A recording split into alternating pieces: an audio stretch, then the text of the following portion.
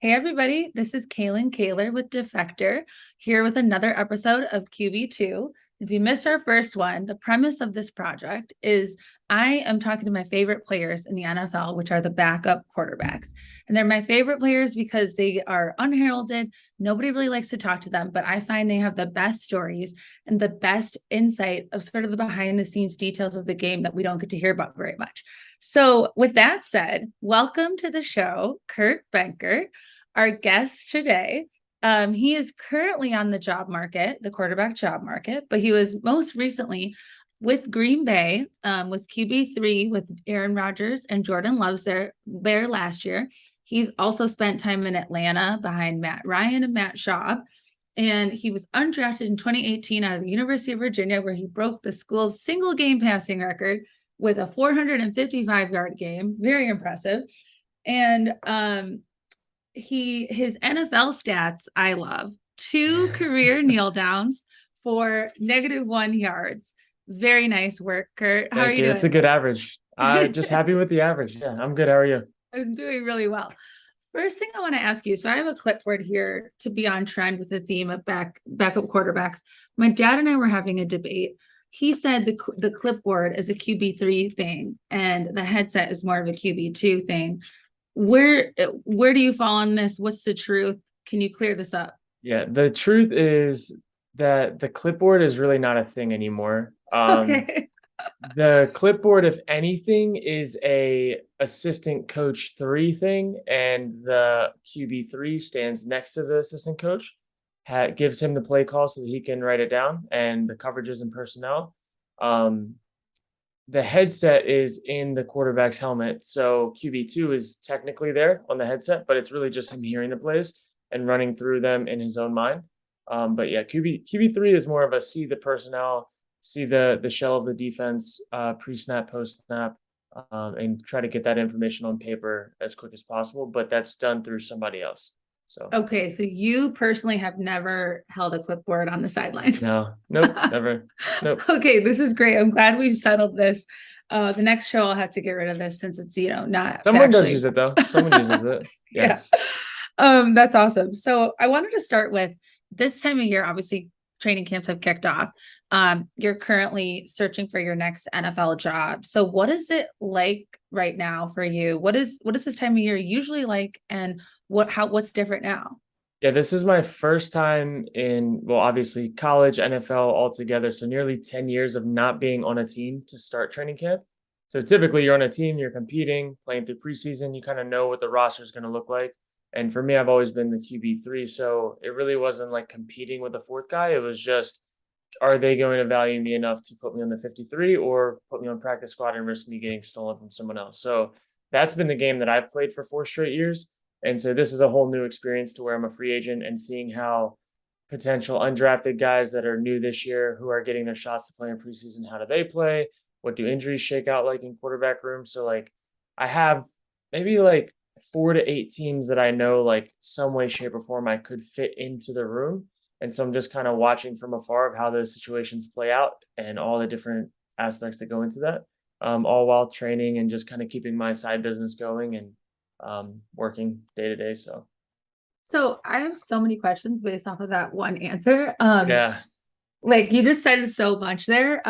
Getting stolen off a practice squad is fascinating. How a Mm, team wants to protect you or not, what goes into that decision. But I want to ask you first, you mentioned you have a list of like 4 to 8 teams that you think you could fit in. hmm Where does that list, how are you coming up with that list? Is that something you've heard from those teams saying, hey, Kurt, you're on our short list, like be ready, like whatever? Or is that just you coming to your own conclusion based off of relationships you have across the NFL? Everything. So some are, hey, circling back end of training camp towards the end of preseason, see how things shake out with some young guys that we want to get eyes on that we haven't had a chance to evaluate. Some are coaches that I've known from my coaching tree that are like, hey, not yet, but we know what you can do. We're very aware of it and like short list type of thing. And then the others are kind of seeing different quarterback rooms that I may not have a connection to that my agent might have intel in. And so just really just a bunch of different ways to say this team in this capacity, this team in this capacity. So when you mentioned like your coaching tree and coaches that you know, how important is it for someone like you who, you don't have that elite skill set to be the franchise quarterback where teams are clamoring for you? You kind of Mhm. have to be maintaining those relationships. How important is it for you to like be really aware of like, okay, Nathaniel Hackett, he just went to Denver, Luke Getsy, he's now in Chicago. Like, how important is it for you to stay in touch and maintain those, like, as I would say, sources, but Yeah. your coaches? Yeah, it's important, and I wouldn't say staying in touch so that like you're on the front of their mind when like a need arises, but just to let them know like, hey, ready to roll if needed. And they know what I can do, and guys like that more so than anything, like there's kind of like a bare minimum of like your like what you need to be as a quarterback in the NFL. And most guys have that, and now it's like, how do you fit into the room? How do you fit in with the guys in the room? Especially in a QB3 role, like how quickly can you adjust to new terminology within the same offensive system? And so it's just like they know me and what I can bring to the table. So it's just about timing, fit, and where I kind of fit into the big piece of the puzzle. Because as like a fringe guy, quarterback three, it's not like you're a priority backup. It's like Hmm. where can we fit him into the system of what we're doing as a franchise, and in what capacity at what time. So you use the word fringe guy. When Josh McCown was on last week, we talked about different words to describe non-starting quarterbacks. So is fringe the way you would like self-identify, or like how would you describe yourself, your role as a quarterback in the Yeah, I NFL? think like a fringe guy to me is someone who could be on the 53 if needed, could be the backup if needed, but like isn't needed because there may be a longtime starter plus a drafted backup. So like I was undrafted, so like there's no like equity in me and from any team. Hmm. And so Right. like it's every year is a on the fringe, is it going to be a practice squad or a 53? Can things happen that go in your favor to be on the 53? But it's not, most likely it's not just going to happen if everyone plays average above you, and nobody gets hurt, because it's typically like last year when I got released and put on practice squad, I was like, hey, you have a Hall of Famer and a first round draft pick in front of you. We can't justify three guys on the 53, but we want you to Right. be our three. So you'll be a practice squad 53. And so that's kind of like the game every year that is being played depending on where you are. Right. Totally. And so right now you mentioned, you have the 4 to 8 teams kind of in the pipeline for later. Is there anything on your calendar? Like, do you have any workouts scheduled? And, if you do, like, how do those work? Yeah. Like, describe kind of a general workout. Yeah, I've never been to a workout before. I've only been to a mini camp. So it would be my first one, but I do have one that is supposedly coming up in a week or two. They haven't scheduled it yet, but I'm on their short list. And for me, it's just going in, throwing to the guys. They may not even want to see, they may not actually bring me in to want to sign me, but I'm on their short list of quarterbacks that they want to see to throw to the receivers they might need to sign for preseason, or DBs they want to see. And so it's like nice to be on that short list of like down the line if injuries pile up and like bad performances, like at least I'm in their thoughts, in a way. So you never know what those can turn into. And I mean, you look at like Cleveland last year, they had a bunch of different quarterbacks through the room for COVID and injuries, and like you never know what a season will shake out from team to team. Yeah, totally. And when you're on the short list for the team that you mentioned next week, which I know you can't reveal the Hmm. identity, or next week or the week after that, are there things you can do right now, because which team it is? So are there things Hmm. you can do right now to prepare yourself, like maybe try to familiarize yourself with their system or their players? Like, what can you do Yeah. right now to get yourself ready for that? Truthfully, like that stuff is not worth it. It's more so about like just making sure that I'm obviously in good shape, like training every day, doing something that's preparing me for if I am going to that workout and then signed to have to like go to practice and be able to just hop in like you haven't missed any time. So like that's what you prepare for more than anything. Like the system, like systems are pretty much the same in the NFL. It's just having to learn new terminology. There's a handful of systems that are somewhat different, but I've been in it long enough that that's not really a problem. So for me, it's not worth like zoning in on one team's personnel or one team's playbook. That's like after you're signed.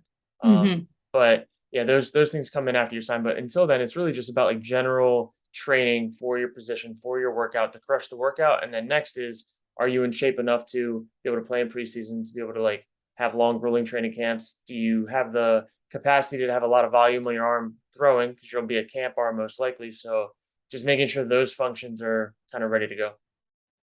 And when you think about your NFL career, like long term? I mean, as you Mhm, describe yourself, like no team drafted you, so no one has equity in you.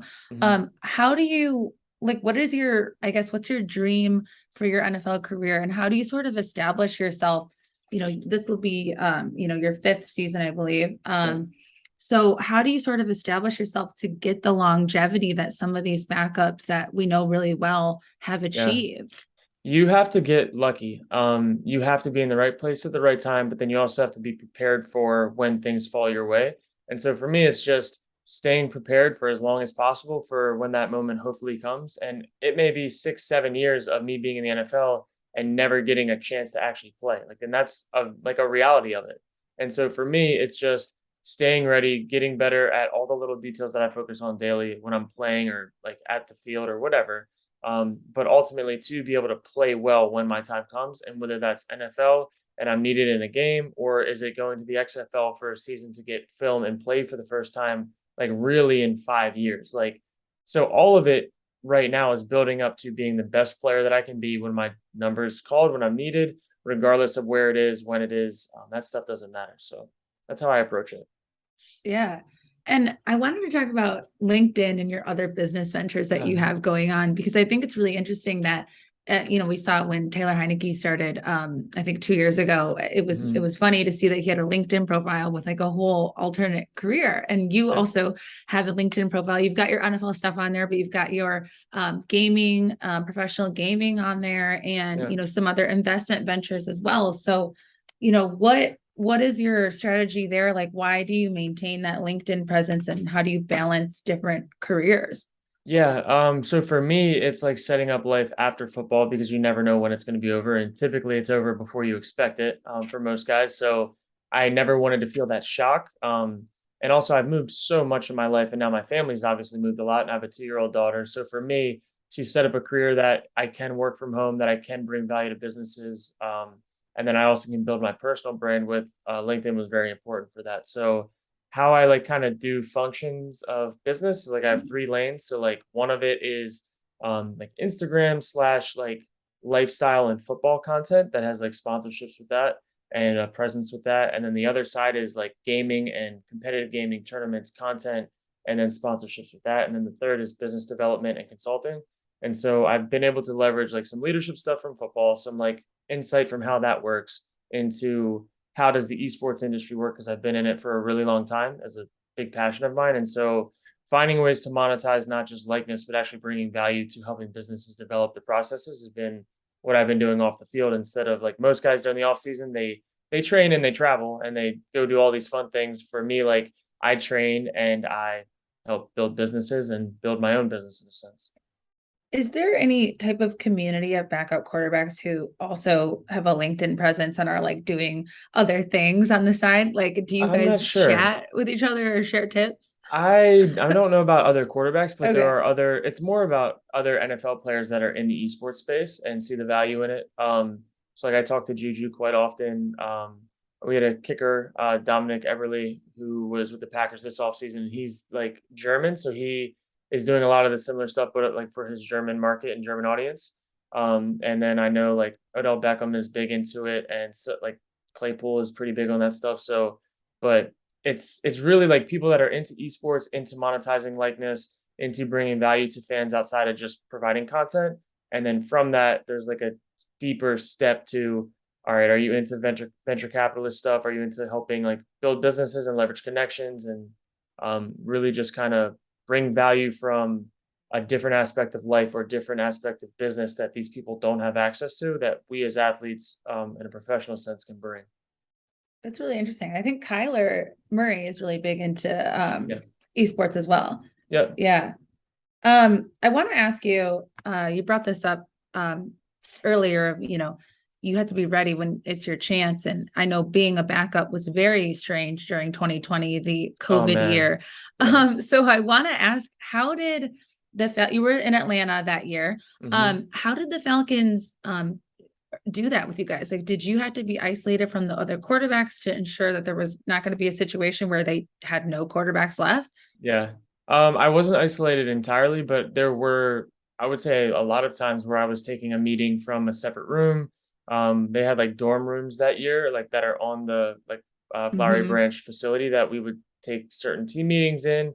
For just like small quarterback group meetings, I was in on those most of the time, obviously like spread out though, but for the bigger meetings, I was always in a separate room from the main like core group of guys.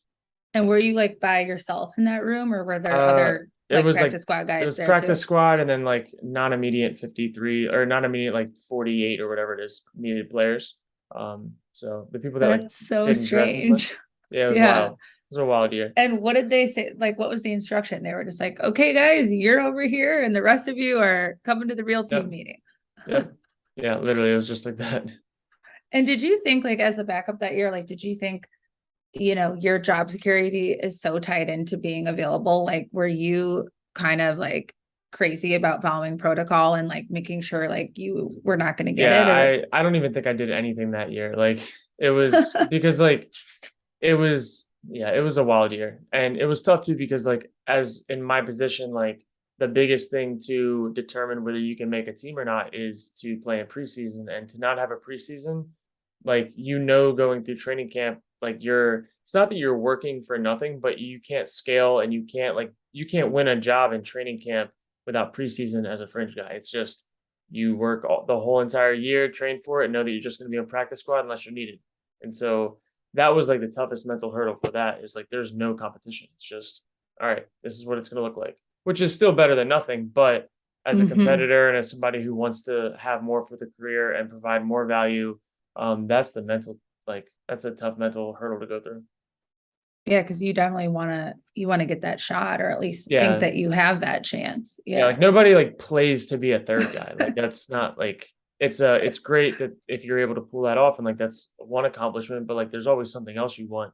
And to not really be able to compete for that was the toughest part of COVID. Mm-hmm. Mm-hmm. So last year must have been exciting then Yeah, to get that yeah, back, at least in a yeah. limited capacity. Um, that's really interesting. So when you got to Green Bay, after Atlanta, were there any huge differences about, how the QB room functioned or was structured as opposed to with the Falcons? I would say the biggest difference was we had an offensive head coach in Green Bay, and so he was in every meeting where we had a defensive head coach in Atlanta who was only for some of our quarterback meetings. So that was a big difference, and then just kind of like the whole vibe of the room and personalities. Like Aaron's a lot different than Matt was, so they both like their process of how they get ready is entirely different. Like their vibe of how they go about the week is entirely different. But it's like that's their process for them to be successful. So just kind of finding out how the room works, figuring out personalities and stuff and how to navigate it. But definitely two entirely different fields of rooms. Can you kind of quickly describe? I mean, I think we know from observing both Matt Mhm. Ryan and Aaron Rodgers publicly that they have different personalities, but from your Yeah. perspective, like how was their preparation different? How is their personalities and the way they go about their week different? Yeah, I think I mean personalities you can probably see from interviews like Matt's more straight faced and more down to business and then, like he's very much that most of the time where Aaron can be more lighthearted, more go with the flow, but like he also flips the switch when it's needed. So they're just two completely different people and how they kind of prepare and stuff. But from prep, like a starter in the NFL prep is very similar. Whether some guys are more morning guys to where like Matt would get his stuff done really early in the morning, and I think Aaron would come in like a little later, but he would stay later. So like there's kind of like a balance between a lot of that. Some guys are morning guys, some guys are late guys. But it's really like I have definitely found there's a lot of different ways to be successful as a starting quarterback. Some people need to study from sun up to sundown, day and night, be watching film on their iPads right before the game. And some people that absolutely wrecks because then it just gives them anxiety about like playing and they have to be perfect. So it really is like you have to find and grab from different people of how they do things and try it for yourself. And then really feel like you have to find what process works for you to be prepared and be able to also just play the game like it's a game. So It's it's interesting that you bring interesting. that up, that there's different ways to prepare, because that was like a huge topic this week of conversation when Kyler Murray's contract details came out, Yeah. and we see the homework clause, and everyone's like, Yeah. oh, this means he doesn't work hard. Why are they telling him he has to study for 4 hours every week? But sounds like you're saying like it might not be his style, essentially, like his No. learning style. Like some guys like that, like if he were to overload himself with information, he actually might play worse. And so like Hmm. there is a balance. Like I do think there's a base of what you need to know in the NFL as a quarterback to get through a game plan, because ultimately like how most of these offenses are designed is like to focus on your offense, and the defense, it doesn't matter what they do, you should have an answer for it. But those like key tips for what the defense is going to tell you pre-snap, like those are what you need to basically have like a leg up on them. So those things help, but like anything further than that, sometimes it's like, is that actually valuable and worth your time? Because you also only have so much time in the week to sleep, to recover, to like, especially with how much we travel, like there is so much more to the big picture of being ready to go on Sundays that is not just about studying and knowing every last detail of the other team. And so I think that part of it's missed a lot. And that's something that I've gotten from Aaron is like, you need to know everything that is needed. You need to know a little more than that. But after that little bit more, like what are you taking from that you're basically sending into watching film just to turn it on and roll through it so you can say you watched 4 hours? If you're watching without a purpose, then it's really actually taking away from you. So Yeah, I was I gonna I could ask I you. could talk about that a lot. I That's an Yeah. interesting conversation to me. No, it's really fascinating. I think it's something like a lot of us didn't think about very in depth until like this week when it became like part of someone's contract for the first time, which was really Mhm. interesting. Um, Going back to the preseason really quick, we had a good question from one of our chat viewers, a username how intensive. He says, or they're asking, lots of football talking heads hate the preseason. How Mhm. would you structure the preseason? I would structure it as 2 games. I would say I would like to do more joint practices, Yeah. versus preseason, because then you do take away some of the injury concerns, but, I would do 2 preseason games, and I would basically have it be like, I mean, starters, not many teams, like, really want their starters to play in preseason. At least I know, like, for us in Green Bay, like, the preseason games, like, we had, I think I maybe had 3 receivers to throw to in an entire Yeah. game. Like, Yeah. and Right. so when we played Right. against the Jets last year in preseason, they played their entire starting defense, and I think I had 3 or 4 dressed receivers for that game. And we did well in the first half, we were winning, and then by the second half, when you don't have depth to, like, take a breather, then you're kinda like, "Alright, this is not like a real it's not like a real game." No. It's so I don't know. I would structure it a little differently. I would hope that you would get 2 games because some people really need the games, but I Yeah. would lean more into joint practices because you still get to see somebody that you don't see every day, and that's the when you know exactly how a receiver is gonna run a route because you see him do it 4 times a week, that's different than having to play a different opponent that doesn't see you every day. So you get to really gauge how people react to, like, the moment, but you can keep guys a little more safe without the contact that's unnecessary. So yeah, just I would scale it back a little bit and then change it up. Kurt for NFL commissioner, I'm hearing. Maybe one day. 2040 or something. Maybe one day. um, I wanted to ask you, going back to Aaron Rodgers, he and Favre have both been kind of public about how they kind of had a rocky relationship at first. Favre said it wasn't his job to get Aaron ready to play. Aaron has said that he pretty much didn't talk in the quarterback room. I think his quote was like, he kept his mouth shut because he didn't want to disturb Favre or anything like that. So what was Aaron like as a starter? You mentioned learning things from him already. Hmm. Does he take on that role of teaching you and Jordan, and what's the Yeah. dynamic there? Yeah, he was definitely not like you talked about previously. He was awesome. He landed a hand whenever he needed it or whenever he felt like he needed to speak up and ask why. He also would, if we were being coached on something that maybe he didn't agree with how we were being coached, he would actually say, "Hey, like, what are we thinking here? Like, why are we going that route? Because I actually see it this way." And so he was very vocal, just like he is all the time. Like he is who he is, and he'll stick up for you if like he agrees with you. Like he's not afraid to. Um, like say what he feels, and it's not like he's causing any problems. It's just like he wants things to be like out there in the open and be right. So he's a really awesome person to be in the room with. I was really fortunate to be with him for a whole season of it. And as time went on and he got to know like who I am a little more about like how I go about business and stuff, like he would lean into me for suggestions and like what do I see it and how do I see it, and he would give me the look in the room like, "Hey, like, you gonna speak up on this?" And then, like, I knew, like, okay, he wanted me to kinda chime in and have his back on stuff, so, like, that's how the relationship is, and, like, it's cool that he definitely wasn't the other way. So That's really awesome. It must feel really awesome to have him like look to you to like voice your opinion yeah, and feel like your voice actually matters, even though, you're not the first or second quarterback there. totally. What is his relationship like with Jordan Love? I think a lot of us from the outside, a lot has been made of that drafting a Mhm. quarterback right behind him. What is their relationship like? Yeah, it's been good. I don't think you would even like know anything of it. He helps when he needs to.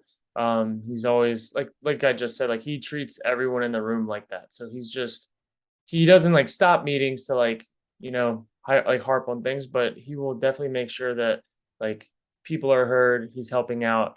Like he's a resource.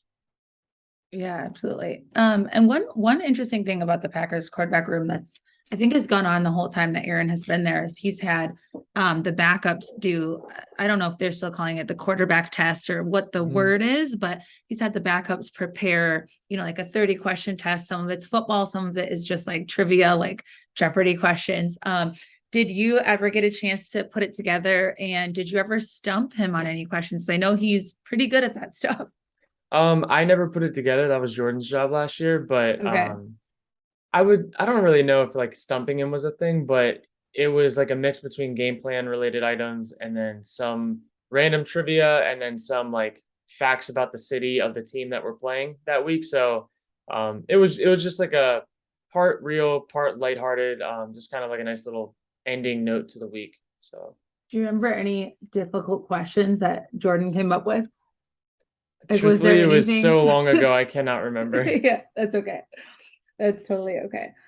Do you think Jordan is going to get the shot to be the guy there, or do you think Aaron is literally just going to play forever and be like a I don't Tom know. Brady at 44 still going? I could see Aaron playing for another like 8 to 10 years at a very high level. Yeah.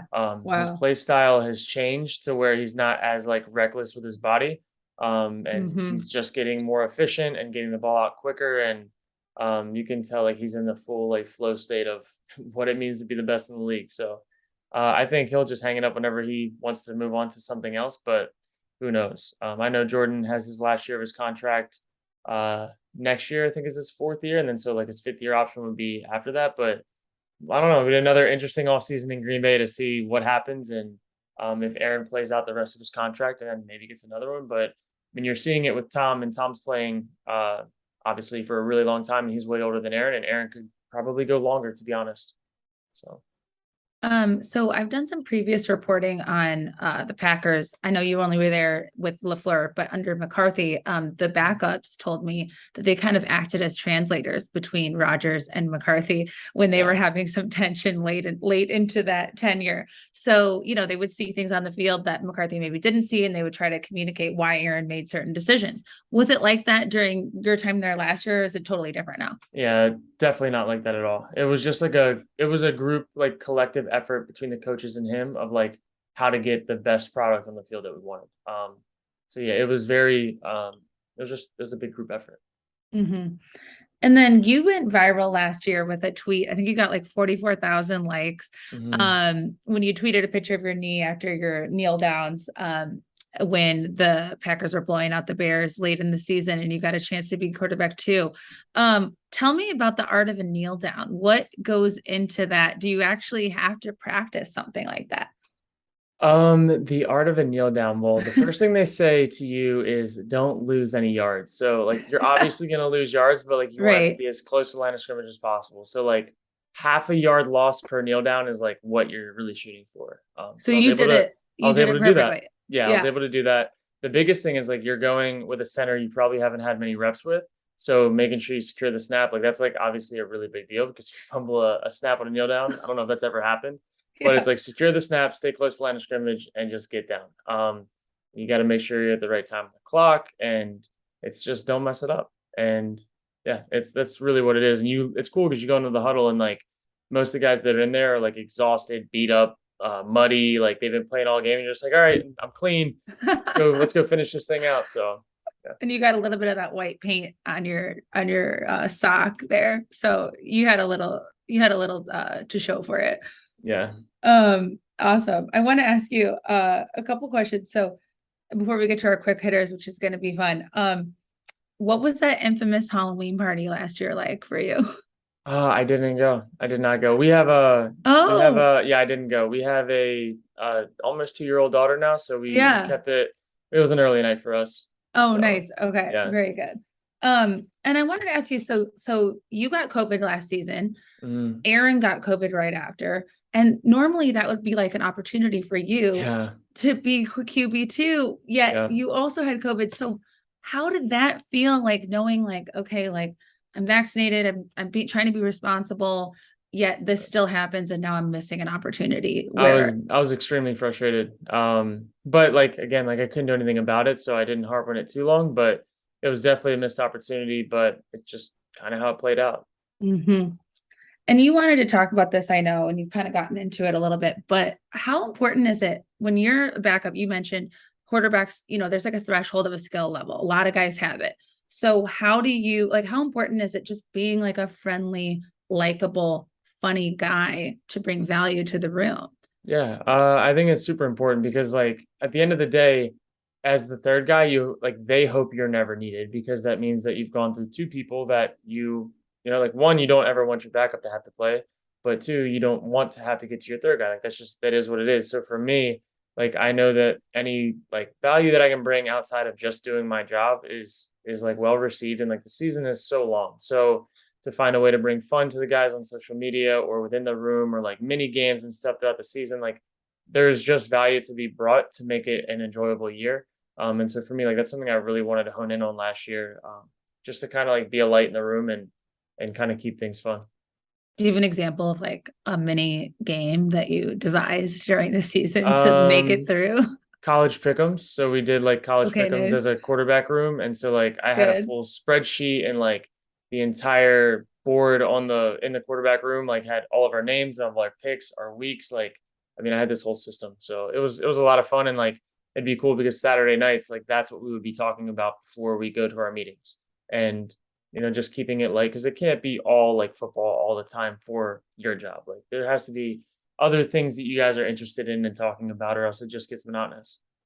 So you basically have to double as a bookie as well when you're Yeah. the fringe quarterback. Yeah. Okay, I want to get to something fun here. So Josh McCown last week called to my attention something I'd never thought about before, that the backup quarterback has to have the starter's cadence down perfectly Yeah. so they don't mess up the offensive line if they ever have to come into a game. So I'm gonna put you on the spot. Okay. Can you give us a green 19 Aaron Yes. Rodgers cadence, please? Yeah, I can do it quietly because my daughter's sleeping, Okay, but okay. it starts at hut 319. I said hut hut hut, and then it's blue 58. Blue hut. So like he slurs a lot of the last ones together. I won't go into the reason behind it because it matters for our cadence, but it was pretty unique. Like how many Oh, different like his cadence, like every little syllable matters. Like the emphasis on certain things matter, and you almost could probably as an offensive lineman not know what cadence was called and tell by how he was saying it and drawing out certain parts of which cadence we were actually on. And a lot of it's used, I mean, it's used for a lot of different reasons. Some of it's just getting like personnel and info on the defense. Some of it is trying to catch them off guard. And like not all of it is to get them to jump off sides. I'm So gonna try to play. I'm gonna play it now and yeah. see how. Oh wait, hold on. I didn't do the audio. I'm gonna play it now and see how well you did. Share sound. Got it. Here we go.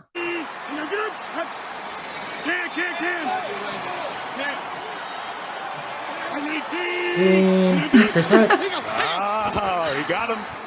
That was good. That was good. I think you did pretty well. I didn't Thank you. I didn't clip a blue 58, but that's Yeah. in there. That's in there too. So with those words, and as you mentioned, like, the slurring them, the drawing out certain syllables, like Yeah. everything means something. And he's so good at that hard count and drawing defenses offsides. But like how do you create a cadence? And how can you even say how many there were in Green Bay? I mean, I couldn't even tell you. And sometimes it would be like, this is what we're doing this week on this. And like, so it can be like created in the dirt, like on the field type of thing. Like there's, there's the original like origin of the cadence started with like a basic like 1, 2, 3 on the quick, like and then a double cadence. Like there are certain like origins, and then from that he has taken it to his own like breadth of it, so it gets bigger and wider. And I guess that's like one of the hardest things about becoming a backup is like knowing the little nuances that aren't from the playbook. Like anybody can learn the playbook, but can you like apply the playbook with the nuances and like be able to step in and not miss a beat, because you will have guys jump off sides. That's why when backups come in, there are more penalties when there's backup Mm-hmm. quarterbacks, because like it Yep. just doesn't sound the same, doesn't feel the same. Yep. There's just a lot of learning that you just have to see how the starter's going to do it, and then you just have to adapt to it. And so if you go from team to team to team, you have to adapt to what the starter does first. And so it's there's a lot to it. How long does it take you to feel like you got it right? And like, are you listening to him just at Oh my practice, or are God. you Yeah. watching film to hear it and like All recording of it. yourself to play it back? Like, what do you do? All of it. So you have his different cadences on an iPad that you listen to, and then you listen to him all the time in practice. And then when it's our turn, like we try to not just do on one all the time. You try to change up the cadences to match the flow of what his is. So like you practice speaking like as a quarterback. So There's so much strange. time that goes into it. Yeah, there's a lot. So are you like if you're like, oh, I have to go to the grocery store, I'm gonna put my headphones on and listen to Aaron I don't Rodgers. go that deep. No, I don't go that deep. Some guys are like that. That is not my Okay. personality at all. Wow. Yeah. Or you're like on the treadmill or something and you're just like hearing like Blue 58. I'll do it. My time to like listen to that stuff is like early in the morning prep, like when I get in the Okay. hot tub and I review like the script for the day and like the install before we actually Yeah. install. I will like do those nuances in the morning. That is so fascinating. I literally could talk to you about um, snap counts and cadences for like the next hour, but I won't do Yeah, that. all That'll good. be that'll be a follow-up episode we can devote specifically to that. So my last thing I wanted to ask you, before we go to our QB challenge where we'll end it, is you played scout team quarterback some of the time in your career. And I think the scout team is really fun because you get to pretend like you're the opposing quarterback. So who Mhm. was the most memorable, challenging or most fun quarterback to play on scout team? I think the most challenging was Kyler because of how their offense is set. Their offense is definitely like a hybrid of college and NFL. So like some of the rules that like because when you're on scout team, you have a card that your offense sees, and you just see the lines, and like then you try to put it into your own terminology, but like not a lot of it was in our own terminology or able to be transcribed to it.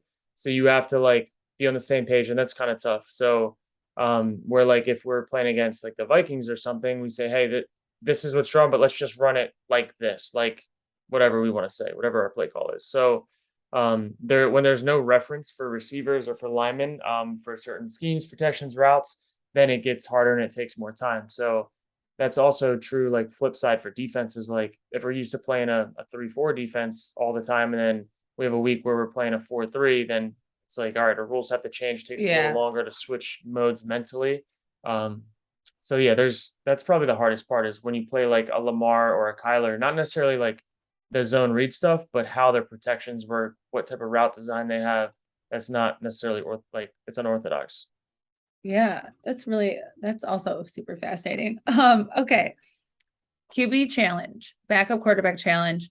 Josh McCown is our leader because he's the only one so far. So Okay. you should be able to knock him off of that first place spot. He got 14.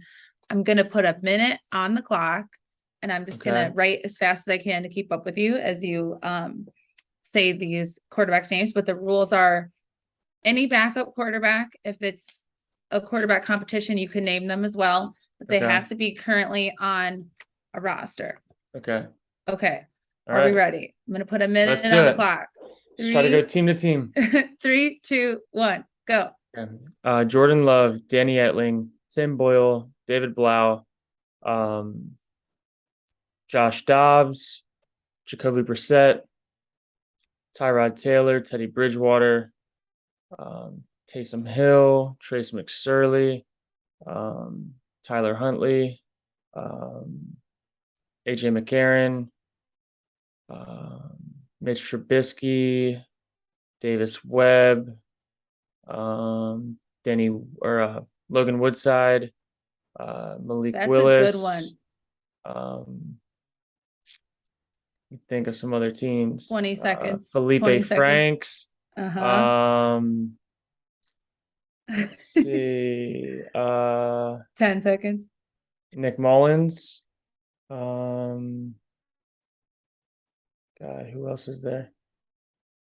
I know there's a lot, and I just blanked. That All right, was that's good fine. though. How Okay, many that did I was get? good. So I'm pretty sure all of these are correct based off of, yeah, okay, yep. So you had Jordan Love, 1, Danny Etling, 2, Tim Boyle, 3, David Blau, 4, Josh Jobs, 5, Brissett, 6, Taylor, 7, Teddy Bridgewater, 8, Taysom Hill, 9, Trace McSorley, 10, Tyler Huntley, 11, AJ McCarron, 12, Trubisky, 13, Davis Webb, 14, Logan Woodside. That's a good one. Nobody knows Logan Woodside. I'll tell you that right there. Malik Willis, 16, Felipe Franks, 17, Nick Mullins, 18. I'll take 18. You'll take it. You I'll are our take it. new leader, Kurt. Love it. Congratulations. Thank you. I appreciate it. Yeah. Well, thanks for joining us on QB2. That was really educational and very interesting. And I wish you the best of luck. Thank you.